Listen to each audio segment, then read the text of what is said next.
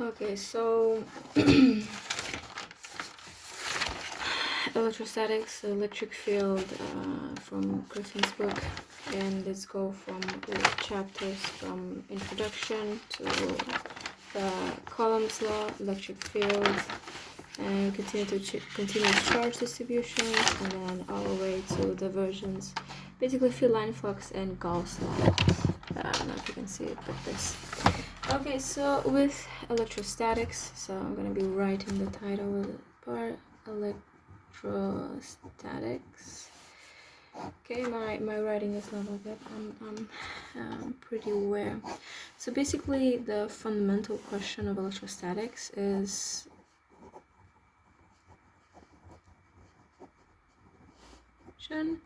if we have a bunch of charges here, let's say like Q1, Q2, Q3, Q4, Q5, for example. Okay, let's ignore this one, I guess, because I'm just getting lazy. And then we need to find what the force of this, of all of these charges that we have are to a test charge here called Q. This is test charge. I would like to make it short with T in this Q.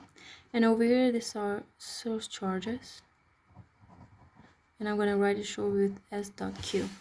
So what is the force? Force is equal to what? This is basically the fundamental question that electrostatics is trying to solve. And of course, usually these charges are in motion, right? Always.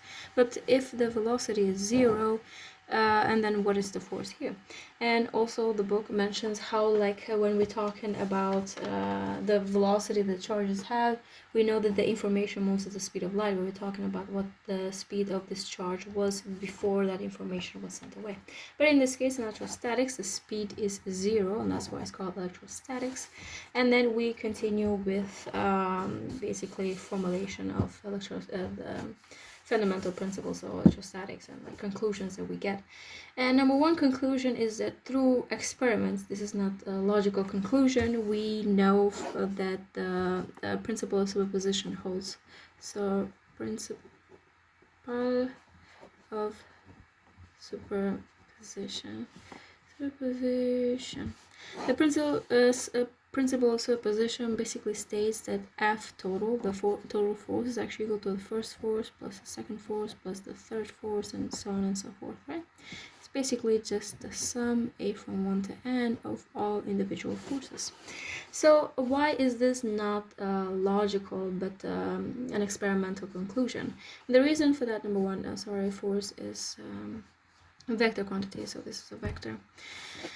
The reason why it's not a logical conclusion is, for example, same with charges, but you can also imagine it with magnets, right? If you have a bunch of magnets close together, you will imagine that magnets would push or pull each other. Thus, the force that this magnet would have on a metal or another magnet far away from this one will be changed because of the interaction of the other magnets closer together. And the same with charges, right? Like similar charges repel one another and opposite charges, for example, similar charges repel one another and opposite charges attract each other, right? And in a simple way, you would assume that these charges like change the energy they have, and that energy basically changes the force that they exert on this test charge here. But it turns out that it doesn't. You can just ignore the interaction of the other particles on this one that you want to measure and then focus on this one. So, and then the second question becomes, what is the force of this charge? And that's basically when you when Coulomb's law comes into question. And basically on Coulomb's law, I just want to make sure that I'm writing this correctly because I'm not so sure and my writing is not that good. In Coulomb's law, basically, again, Coulomb figured out that the force is equal to 1 divided by 4 pi epsilon 0 of Q, the source charge, and the test charge divided by the... This is basically the distance. The distance as a vector given from the source charge to the test charge is actually written with this, r if you want to call it, and is basically the separation vector. This is the magnitude of the separation vector square, the unitary of the separation vector. And what is the separation vector? Let's imagine in 3 dimensions, okay? So it's x, y, and in this case c. And over here you have a test charge q, and over here you have sorry, this is the test charge, the source charge. So the position of this one is a vector from, or the origin of the coordinate system to here, right? And this is going to be written with r prime, and this one with r. And the separation vector is basically the distance between them, and this is that. Mathematically, the separation vector is equal to the r minus the r prime. Both of them are vectors. And you can imagine that q is written with r, and the source charge is written with r prime, and the test charge is usually at the further distance. The r is bigger than r prime, right? The distance usually is bigger than that, so this is like a simplified way to remember which one is like minus which one. Basically, it's test charge minus the position of the source charge. And over here we see, we already know what 4 pi is. These are just numbers, and we know pi, but this here is called the permittivity of free space. I'm gonna go write it here. Permittivity of free space. Epsilon 0, that's how I read it at least, is equal to 8.85 times 10 to the power minus 12 coulomb square Newton and meter square. It's kind of easy to know the units because it's basically just the opposite of this. This is a force, so basically over here we're gonna have a unit of newtons, and this is charge square. I'm sorry for a second. I'm just gonna close this. This over here is, for example, if we were to write this, epsilon 0, this is charge square. Over here we have position vector, this is meter square. And then we're going to have a value of newtons. Thus, 1 divided by epsilon 0 is Newton, and then we have meter per column square. But just the permittivity of free space is going to have a value of q squared with Newton and meter square. So you don't really have to memorize a unit, it just comes directly from the formula. But yeah, it's a value of 8.85. I would love to write this as a k, as a constant, 1 divided by 4 pi epsilon 0, because it's so much simpler than writing all of this. It's just 1k. But they don't do that in books. I'm not gonna do this k. I'm not gonna write this k. Okay, so this is basically I'm gonna write it here. This is the separation vector. Yeah, separation vector like this. Okay, good. So that's kind of sorry again about that. So columns on principle of superposition constitute the physical input for electrostatics. The rest are nothing more but mathematical elaboration of the fundamental rules, and this is going to become even more apparent, so I would love to write that. So basically F is equal F1 plus F2 dot dot dot dot principle of superposition, and F is equal 1 by 4 pi epsilon 0 Q are I'm going to stick with the actual units that they are in the book. Coulomb's law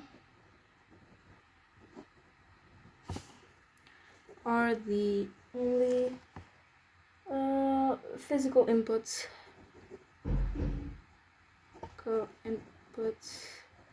of electrostatics. The rest are just mathematical elaborations. I hope I'm writing this wrong or correctly. Mathematical. Okay. Elaborations. Okay. And this for me is really like such a cute statement that I hope like everybody got to notice and like understand more. But like, what do I mean by that? These are like both the principles of superposition is not something that you intuitively would think about. You would think that they would change, that the other particles would change their force because they interact with one another. But from the principle of superposition, if for principal superposition, it seems like they don't. You can just calculate one of them separately, ignoring the fact that the others over there exist. And then the Coulomb's law gives us the value of the force, and this is kind of like what all we need. And then the electric field becomes almost like a derivation from this. The electric field, I'm going to give first like an explanation. Electric field is the force per unit charge that would be expected would be exerted on a test charge. Okay, if you were to place it at one point P.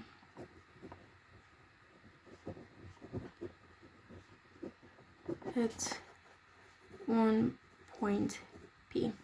Okay, so what do I mean by that? Initially, basically, they get the electric field by derivation, if like not actually derivatives, but basically you start with the fact that the force is equal to 1/4π/0, and we know from the principle of superposition over here that you can add them together, and since the force is equal to 1/4π/0 and this charges divided by the separation vector squared and the unitary vector with that charge, this is a constant, so we can write this on the front, right? We can write it over here without being affected when we calculate all the forces, because all the forces going to have this the same. It's the same amount for every single one, so we can put it on the front. Also, the test charge doesn't change. It stays the same. And because the test charge also stays the same, you can also put the test charge here on the front. It would be more neat and give me less time if give me more time if I write first the test charge doesn't change, it's all the same, and then 1/4π/0, and over here we have the sum of basically the forces, and that will be from charge 1 and then the separation vector for this charge square, unitary vector 1, plus for charge 2, separation vector 2, this charge square and unitary vector 2, and so on and so forth, right?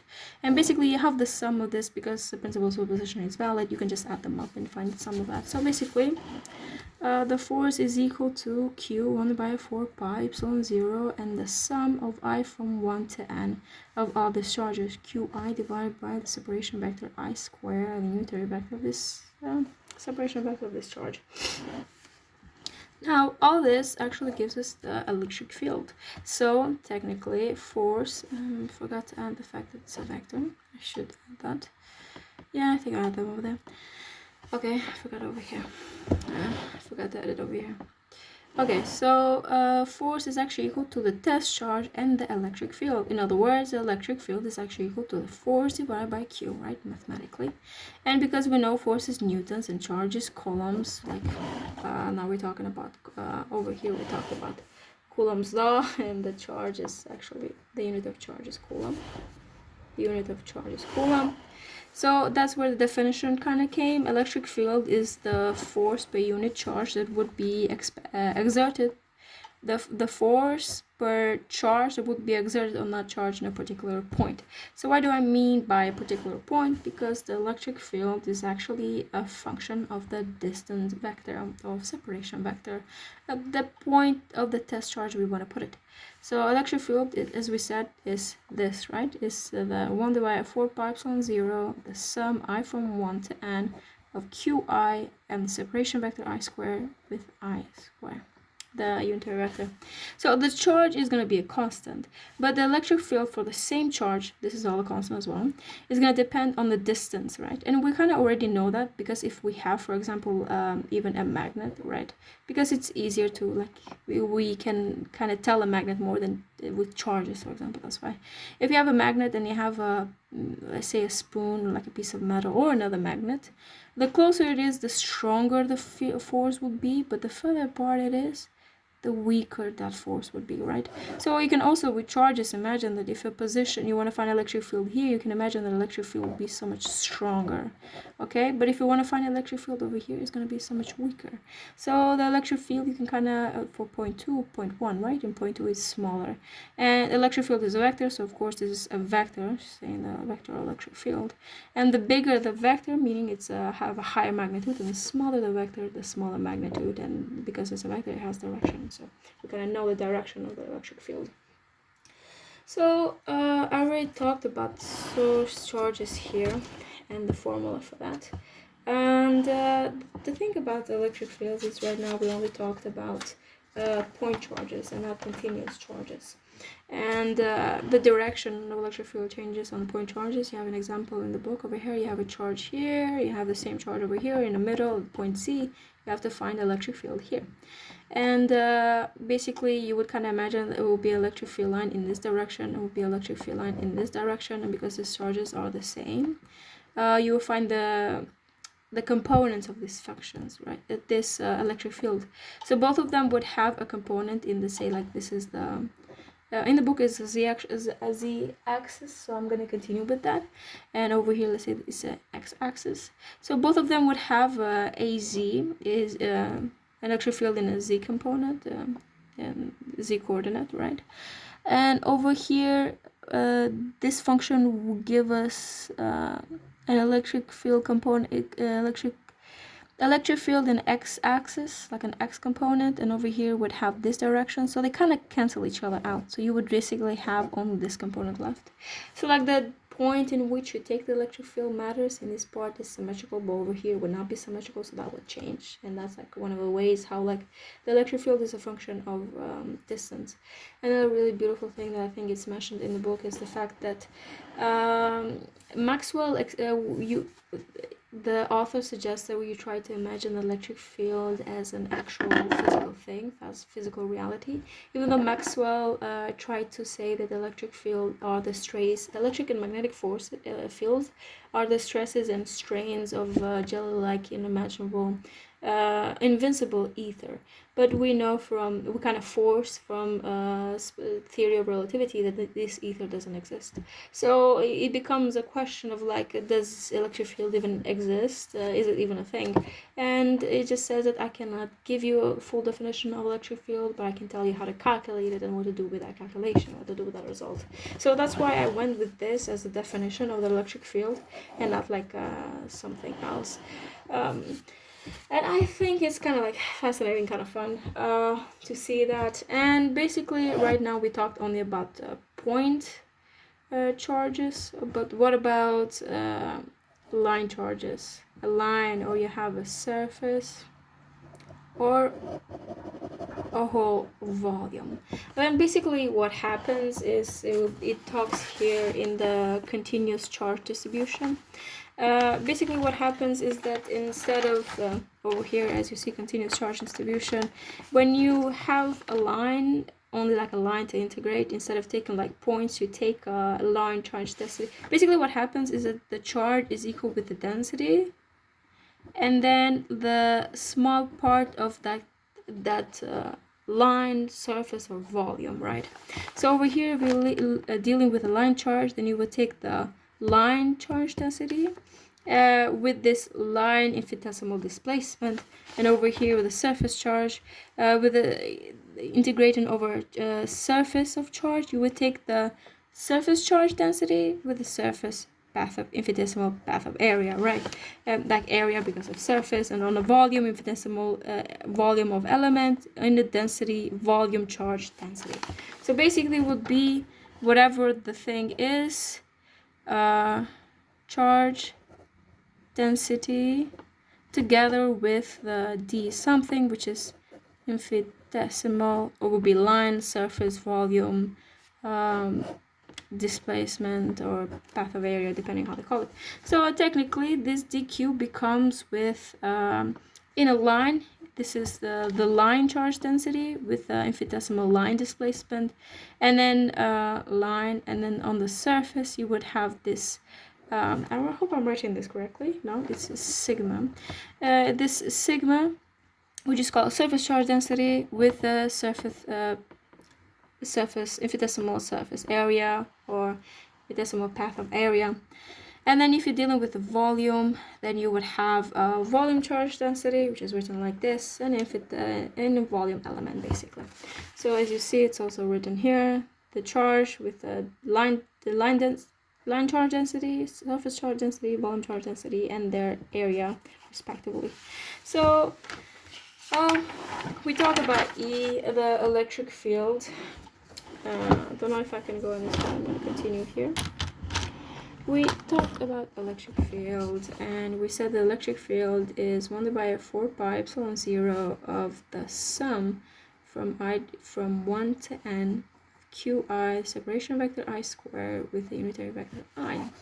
Of course, we know that when we have to gather a lot of the sums of small pieces, like we find in the limit, right? The sum of the limit is just the sum of I from 1 to n, and the limit when n goes to infinity, like mathematical. But basically, this the electric field mathematically can be written as 1 by 4 pi epsilon 0, and the integral. Well, yeah, you can put this aside because it's a constant. It doesn't matter if you put it inside or outside the integral. But luckily the book also puts it outside, so I'm correct here. And 1 divided by the separation vector square and the unitary vector with a dq derived by the charge, because basically what is changing is not distance, because distance is just a vector, but it's the charge that's dancing. Instead of being like a point charge, it's becoming a line charge or a surface charge or a whole volume charge. And because the charge is dancing, that's why we're adding up the charges depending how we are separating them, if it's into small pieces and then gathering them all together. Right, so from the continuous charge distribution and all of this calculation that we got into here, basically instead of writing dq, we write the corresponding lambda dl or sigma dA, or the most useful form. I guess the form that's written most is in the volume form, which the electric field becomes, as a function of r, becomes 1 divided by 4 pi epsilon 0, and the integral of the volume charge density on the, basically, as you remember, like the distance of the source charge with 4 pi epsilon 0, the distance of the source charge, because in the electric field the test charge doesn't exist, right? If you remember, F is equal to test charge and then electric field. The electric field in itself doesn't contain a test charge. So and then we go with the unitary vector, because it's a vector at the end of the day, and the volume element, infinitesimal volume element. So this in itself is also referred as a Coulomb's law, and as I said, as the book said earlier, that only these two are the only physical inputs of electrostatics. We're gonna see these two be used, and the rest, what we're gonna get, starting with right now with Gauss' law, is nothing more but just a mathematical elaborations of these two. The only thing we're going to use this, and then you're just going to use mathematical tools, and we'll be like, okay, we integrate, we derive, and then we find this result. And I think that is like really fascinating in my opinion, because when you think of physicists, you think of them as majority want to be experimental and theoretical. But Gauss' law in itself is a theoretical conclusion, not experimental one. But Coulomb's law, together with principle of superposition, is an experimental conclusion. At least this is what I understood myself from the teachings of the book, if I understood them correctly. And over here you go to have an example of how to solve these problems. And over here I wrote, because instead of going like this from the definition, I went with components because it's so much easier, right? You can imagine the line, and because from this line charge, the point is in the middle, there will be a charge in this direction, but another charge from this direction, right? And they will cancel, like I said earlier. And you can more easily add them up. And there is the same problem over here, but the point charge is on this line. So basically there will be no cancellation over here. You would basically always have like an x component and a z component, and you're just gonna add them up. But as the problems continue, for example, like over here, the problem is a bit different, because now you change the whole system. So you can act as if you calculate in this line, as if it's this problem over here, but then change the fact that you change the system. So in actuality, z is equal to I think I wrote here, z is equal to z squared plus 8.5, because like this part here is 8.5. If this total is a, and the half of this is a divided by 2, sorry.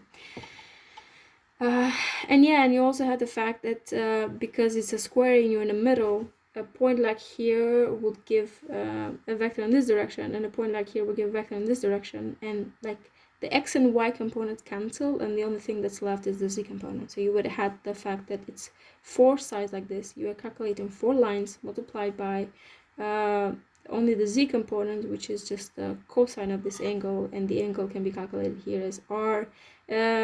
This angle here is basically z squared with r squared, because it's just Pythagorean theorem. C squared is equal a squared plus b squared, or like x squared plus y squared, same thing. And yeah, you can calculate like it's a simple thing like this and stuff like that. But as the problems continue more, for example, in here it's like okay.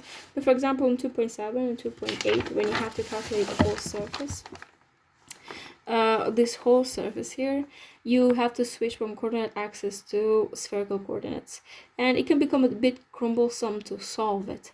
So that's where the field line, flux, and Gauss law comes into question. And when I was looking for videos to explain this problem here, they used this one as well. So I hope that was gonna make sense.